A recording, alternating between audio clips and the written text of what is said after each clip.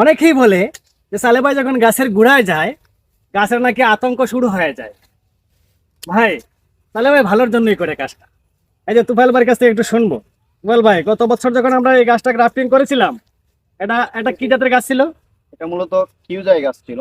হ্যাঁ। তো ভাই গতবার আসছিলেন, এসে আমার এটা গ্রাফটিং করে দিয়েছিলেন। আমাদের ছয়টাই 100% সাকসেসফুল হয়েছে। জাতটা দিয়েছিলাম অস্ট্রেলিয়ান একটা ভ্যারাইটি A2R2।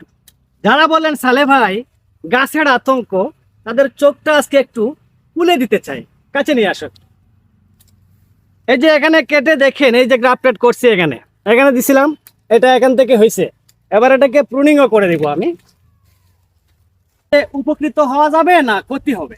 অনুভূতি বলতে আসলে অবশ্যই এটা খুবই এদিকে আসো, একটু মানে, গাছের কাছে আসো। হ্যাঁ অবশ্যই অনুভূতি আসলে ভাষায় প্রকাশ করার মতো নয়। ভাই অত কষ্ট করে এসে মানে আমার পছন্দের একটা জাত ডিসেন্ট পরিবর্তন করে। আর দ্বিতীয়ত হচ্ছে এটা অবশ্যই আমি বলবো যে এটার অনেকগুলো পজিটিভ দিক আছে এবং এটা যথেষ্ট ভালো। আর ঠিক আছে, বা যে কোনো ভ্যারাইটির মধ্যে আমরা আমাদের পছন্দের জাতটা পরিবর্তন করে নিতে পারি গ্রাফটিং এর মাধ্যমে। আমার এক ভাই এসে কতদিন বলছে হ্যাঁ। যে এই লোক শুধু গাছ কাটে, আচ্ছা আচ্ছা রিভিউ ভিডিও দেয় না। আচ্ছা। এটা ভিডিওর ভিউ বানানোর জন্য এই লোক এই কাজটা করে। শুধু গাছ কাটে? আজকে ওই ভাইকে বলবো ভালো করে চোখ দিয়ে, মনের চোখ চামড়ার চোখ দুইটা দিয়ে দেখেন বড় গাছে আটপুনি করার পরে সফল হয়েছে কিনা। সফল হয়েছে কিনা।